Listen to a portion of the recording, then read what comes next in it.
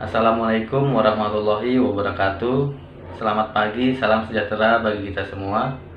Perkenalkan, nama saya Sandi Prabowo, NIM 2105100007, Fakultas Hukum Universitas Malikus Saleh.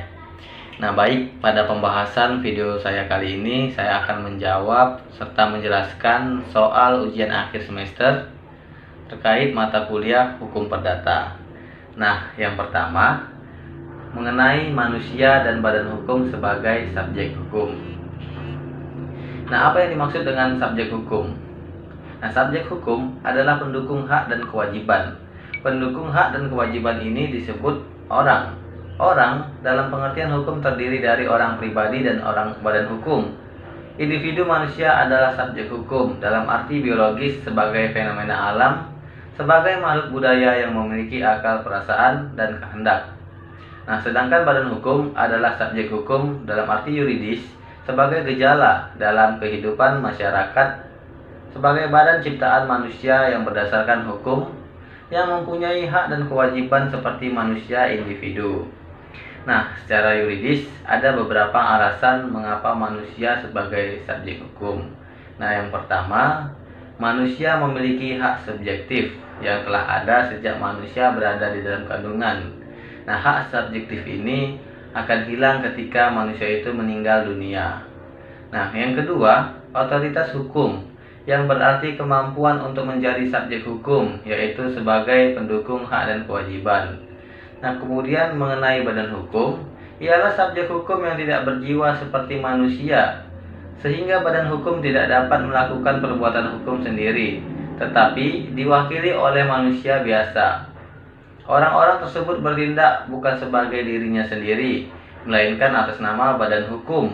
Orang-orang yang bertindak tetapi atas nama badan hukum tersebut disebut organ, yang terdiri dari peralatan seperti pengurus, direksi, dan sebagainya dari badan hukum yang merupakan unsur penting dari organisasi badan hukum tersebut.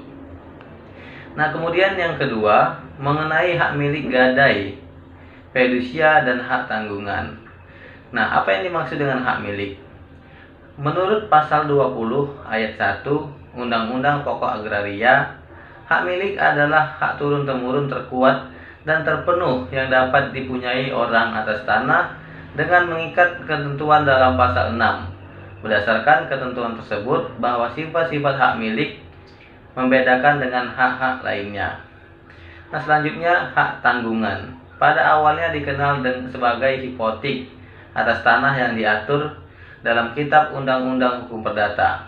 Kemudian dalam ketentuan KUH Perdata digantikan dengan Undang-Undang Nomor 5 Tahun 1960 tentang pokok-pokok agraria yang berlaku hingga keluarnya Undang-Undang Nomor 4 Tahun 1996 tentang hak tanggungan. Nah, hak tanggungan ini merupakan suatu hak kebendaan yang harus dibuat dengan akta otentik dan didaftarkan serta bersifat aksesorir dan eksektorial yang diberikan oleh debitur kepada kreditur sebagai jaminan atas pembayaran utang-utangnya yang berobjekkan tanah dengan memberikan hak prioritas untuk mendapatkan pelunasan piutang terlebih dahulu daripada kreditur lainnya. Nah, selanjutnya hak fidusia. Nah, apa yang dimaksud dengan hak fidusia? Nah, hak fidusia ini diatur melalui Undang-Undang Nomor 42 Tahun 1996 tentang fidusia. Fidusia memiliki persamaan arti dengan penyerahan hak milik secara kepercayaan. Nah, fidusia merupakan jaminan hutang yang sifatnya kebendaan, baik hutang yang telah ada maupun hutang yang akan ada. Prinsip berobjekkan dengan benda bergerak yang tidak dapat dijamin dengan hipotek atau hak tanggungan, di mana penguasa dan penikmat benda yang dijaminkan tersebut diserahkan atau dikembalikan pada debitur berdasarkan kepercayaan. Nah, kemudian ada hak gadai, yang merupakan suatu hak kebendaan yang bersifat aksesorir yang diberikan oleh pemberi gadai atau debitur kepada pemegang gadai atau kreditur sebagai jaminan atas pembayaran utang-utangnya dengan menyerahkan objek gadai tersebut ke dalam kekuasaan pemegang gadai atau pihak ketiga yang disetujui kedua belah pihak yang menguasai benda tersebut untuk memakai atau menikmati hasil dari benda yang dimaksud. Undang-undang yang mengatur Undang-Undang Nomor 42 Tahun 1999 tentang Jaminan Fidusia, Undang-Undang Nomor 4 Tahun 1999 yang mengatur tentang hak tanggungan atas tanah beserta benda-benda yang berkaitan dengan tanah. Nah, kemudian yang keempat mengenai daluarsa dan kaitannya dengan pembuktian perkara dalam tindak pidana dan perdata. Nah, sebelumnya apa yang dimaksud dengan daluarsa? Daluarsa secara umum adalah lewatnya waktu yang menjadi sebab gugurnya atau hapusnya hak untuk menuntut atau melaksanakan hukuman terhadap seseorang yang melakukan tindak pidana ataupun perbuatan melawan hukum. Nah, daluarsa dalam perkara pidana dengan menggunakan metode penelitian yuridis, yaitu metode penelitian yuridis normatif, dapat disimpulkan daluarsa adalah lampau waktu untuk menuntut suatu tindak pidana.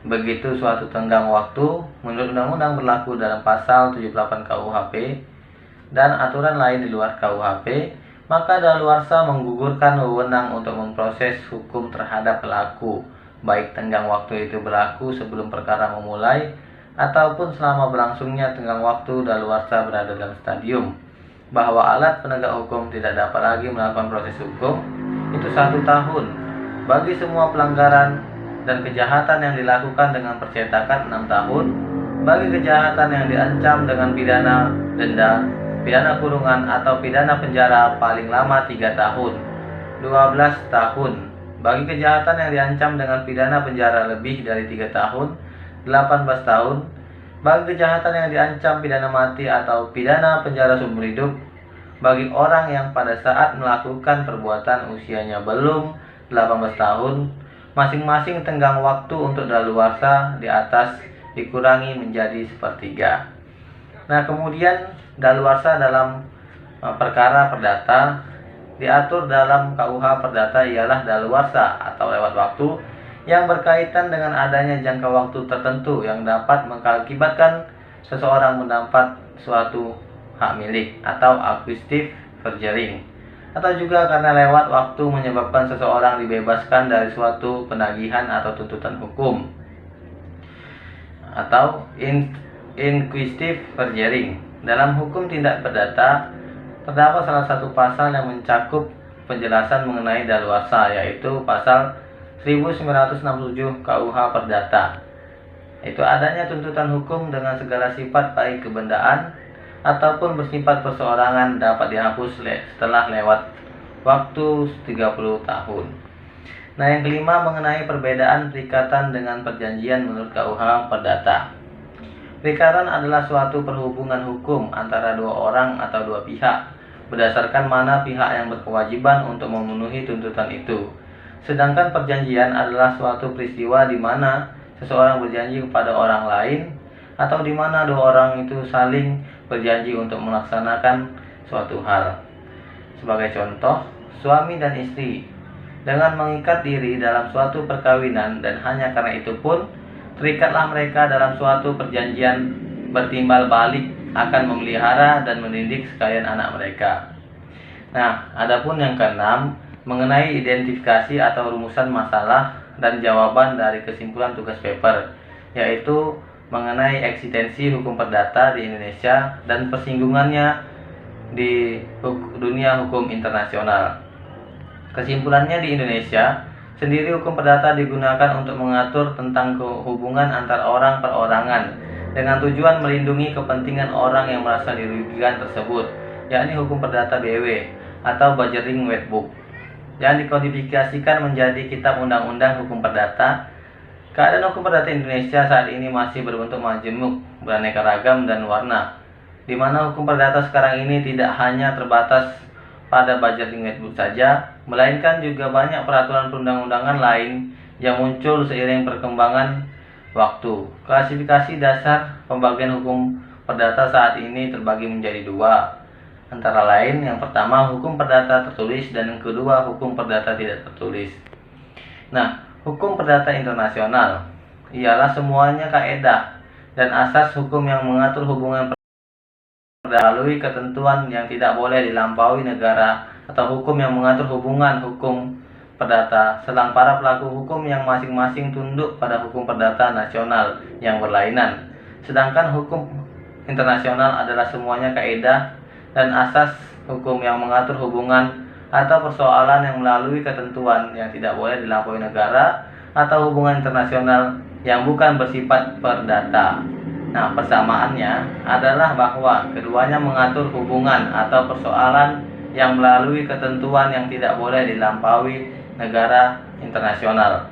Perbedaannya adalah sifat hukum atau persoalan yang diaturnya atau objeknya. Nah, sekian mengenai jawaban dari ujian akhir semester mata kuliah hukum perdata. Sekian dan terima kasih. Wassalamualaikum warahmatullahi wabarakatuh.